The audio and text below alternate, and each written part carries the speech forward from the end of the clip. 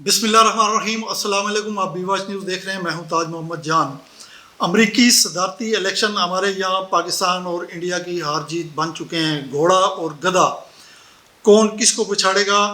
اور یہ جو بات میں نے کہی ہے کہ پاکستان اور انڈیا کی ہار جیت کا معاملہ بن چکا ہے، ایسا کیوں ہے یہ بھی آپ کو بتائیں گے۔ اس کے علاوہ ٹرمپ کے مقابل صدارتی امیدوار کملا ہیرس انڈیا کے کس دور افتادہ گاؤں سے تعلق رکھتی ہیں، وہاں پر ایک جشن کا سماں ہے، یہ بھی آپ کو اس کی تھوڑی سی تفصیل بتائیں گے۔ اور اگر ٹرمپ جیت گئے تو کیا عمران خان کو اس کا فائدہ ہوگا یا نہیں ہوگا، یہ ہمارے موضوعات ہیں۔ ایک ہی موضوع ہے، امریکی الیکشن گدھا جیتے گا یا ہاتھی، اس پر بات کریں گے۔ لیکن اس کی تفصیل میں جانے سے پہلے میں آپ سے ہمیشہ ریکویسٹ کرتا ہوں کہ بی واچ نیوز سچ کے ساتھ کھڑا ہے، سچ کو پروموٹ کر رہا ہے، آپ بھی سچ کی اس پروموشن میں ہمارا ساتھ دیں اور بی واچ نیوز کو سبسکرائب کر کے اس عمل کو یقینی بنائیں کہ جب بھی کوئی ویڈیو اپلوڈ ہو سب سے پہلے آپ تک پہنچے۔ تو امریکہ میں الیکشن آپ کو پتہ ہے کہ ڈونلڈ ٹرمپ اور کملا ہیرس یہ دو امیدوار ہیں، ایک ریپبلکن ہے اور ایک ڈیموکریٹ ہے۔ گدھا اور گھوڑا یہ آگے چل کر میں اس کی تفصیل آپ کو بتاؤں گا، دونوں کی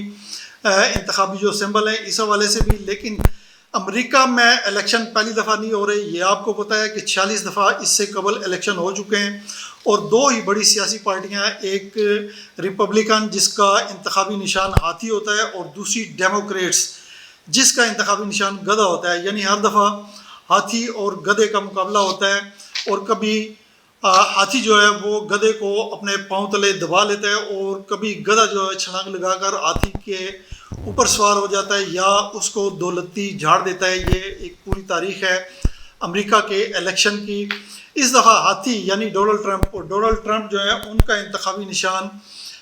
ہاتھی ہے، وہ ریپبلکن پارٹی سے ان کا تعلق ہے۔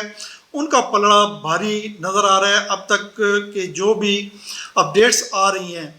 الیکشن کے حوالے سے، اس کو دیکھتے ہوئے یہ کہا جا سکتا ہے کہ ڈونلڈ ٹرمپ یعنی ہاتھی جیت جائے گا۔ جو اس دفعہ جو اگر جیت گئے تو یہ 47ویں صدر ہوں گے امریکہ کے۔ اس سے پہلے 47واں الیکشن ڈونلڈ ٹرمپ جیتے تھے، یہ 2017 سے 2021 تک ان کا ٹینیور تھا، آپ کو پتہ ہے۔ اور 46ویں الیکشن میں ہاتھی یعنی ریپبلکن کو گدھے نے دولتی جھاڑ دی تھی، جس کی وجہ سے ہاتھی جو نا وہ بیٹھ گیا تھا، وہ گر گیا تھا، اور ہاتھی والے جو نا ہاتھی کے انتخابی نشان وہ جیت نہیں سکا تھا۔ اور اب 47واں جو الیکشن اس وقت چل رہا ہے اس کے رزلٹ آ رہے ہیں، تقریباً مکمل ہو چکے ہیں، اور اس الیکشن میں ہاتھی گدھے پر حاوی نظر آ رہا ہے۔ یہاں پہ میں تھوڑا سا دونوں جو امیدوار ہیں، ایک تو ڈونلڈ ٹرمپ ہیں اور کملا ہیرس، دونوں کا مختصر سا تعارف جو ہے نا وہ آپ کی دلچسپی کے لیے آپ کے سامنے رکھتا ہوں کہ ٹرمپ جو ہے نا وہ بزنس مین ہے، ان کو آبائی جو ان کے آبا و اجداد ہیں، ان کے والد کی طرف سے ان کو ورثے میں جو ملا تھا وہ بزنس تھا، اس بزنس کو انہوں نے پھیلایا، نام بھی ان کا اس بزنس کا انہوں نے تبدیل کیا۔ پھر صحافت میں بھی انہوں نے کچھ تھوڑے سے ہاتھ پاؤں مارے، یعنی صحافت بھی انہوں نے کی ہے، اور سیاست تو آپ کو پتہ ہے وہ کر ہی رہے ہیں۔ اس وقت ان کی عمر جو ہے وہ 78 سال ہے، 1946 میں پیدا ہوئے تھے، یعنی پاکستان بننے سے ایک سال پہلے جون کے مہینے میں ان کی پیدائش ہے، تو 78 سال ان کی عمر بنتی ہے۔ یعنی ہمارے جو عمران خان ہیں بانی چیئرمین پاکستان تحریک انصاف، ان سے تقریباً 6 سال بڑے۔ اور 2016 میں انہوں نے ہیلری کلنٹن جو صدارتی امیدوار ان کے مقابل تھیں، ان کو انہوں نے ہرایا تھا۔ اب اس دفعہ ان کے مقابل بھی ایک خاتون کملا ہیرس یہ ان کے مد مقابل ہیں اور ہار رہی ہیں۔ کملا ہیرس جو نا ان کے بارے میں آپ کو بتاتا چلوں کہ یہ ان کا آبائی تعلق جو ہے، ان کے آبا و اجداد، ان کا تعلق انڈیا کی جو اسٹیٹ ہے تامل ناڈو، اس سے ہے۔ تامل ناڈو کی ایک جو اسٹیٹ ہے اس کا ایک گاؤں ہے سندرا پورم اس کو کہتے ہیں، اس گاؤں سے ان کا تعلق ہے۔ اب یہ جو گاؤں ہے، جس گاؤں سے کملا ہیرس کا تعلق ہے، ان کے آبا و اجداد کا تعلق ہے، آگے چل کر میں آپ کو بتاؤں گا کہ وہاں پر کیا صورتحال ہے۔ جو بائیڈن کے ساتھ امریکہ کی نائب صدر بھی رہی ہیں یہ کملا ہیرس، یہ جو ابھی دور ختم ہوگا امریکہ کی تاریخ میں کسی بھی اعلیٰ حکومتی عہدے پر فائز ہونے والی یہ پہلی خاتون ہے امریکہ کی تاریخ میں۔ یہ 1946 میں پیدا ہوئی، اس وقت ان کی عمر 60 سال ہے، اور کیلیفورنیا میں یہ اٹارنی جنرل بھی رہ چکی ہیں۔ ان کے انڈین آبائی گاؤں سندرا پورم میں اس وقت جو نا ایک جشن کا سما ہے، گزشتہ 2-3 دن سے بلکہ اس سے زیادہ دن ہو چکے ہیں، وہاں سے خبریں آ رہی ہیں کہ وہاں کے جو لوگ ہیں وہ جو نا خوشی کا اظہار کر رہے ہیں، اور چرچ جو ہیں وہاں پر ان چرچوں میں جا کر وہ دعائیں کر رہے ہیں کہ کملا ہیرس جو نا وہ یہ امریکی الیکشن جو اس وقت جن کے نتائج آ رہے ہیں یہ جیت جائیں۔ تو یہ تو ہوا جی ان دونوں امیدواروں کا مختصر سا تعارف۔ اب پاکستان تحریک انصاف والوں نے ڈونلڈ ٹرمپ جو ہیں ان سے بڑی امیدیں وابستہ کر رکھی ہیں۔ عمران کے دوست ہیں ٹرمپ، خود بھی وہ جو نا متعدد دفعہ اس کا ذکر کر چکے ہیں، اپنی انتخابی جو ان کی مہم تھی اس میں بھی انہوں نے ذکر کیا، وہ کہا جی کہ کامیاب ہو کر عمران خان کو رہا کرواؤں گا۔ لیکن اب یہاں پر سوال یہ پیدا ہوتا ہے کہ کیا واقعی ٹرمپ اگر جیت گئے تو عمران خان کو وہ رہا کروا پائیں گے یا نہیں، یا عمران خان کو ان کی جیت کا کوئی فائدہ ملے گا یا نہیں۔ ٹرمپ منصب سنبھالنے کے بعد آپ کو پتہ ہے کہ پینٹاگون، فارن آفس اور فارن سروس سمیت پوری انتظامیہ جو ہے وہ چینج ہوگی، اس میں اپنی مرضی کے وہ لوگ لے کے آئیں گے، ہر جگہ پر پوری انتظامیہ کو وہ تبدیل کریں گے اپنی مرضی سے۔ اور لیکن کیا امریکہ کی فارن پالیسی فوراً اور یکسر تبدیل ہو جائے گی، یہ ایک بڑا سوال ہے، اور اس کا اس میں آگے جو میں بیان کروں گا اس میں آپ کو جواب مل جائے گا۔ ایسا ہرگز نہیں ہے، کچھ نہ کچھ بدلاؤ ضرور آئے گا، لیکن امریکہ کی تاریخ ہوا ہے، آپ امریکہ کی پوری تاریخ اٹھا کر دیکھ لیں، وہ چھٹا بحری بیڑا پاکستان کے حوالے سے،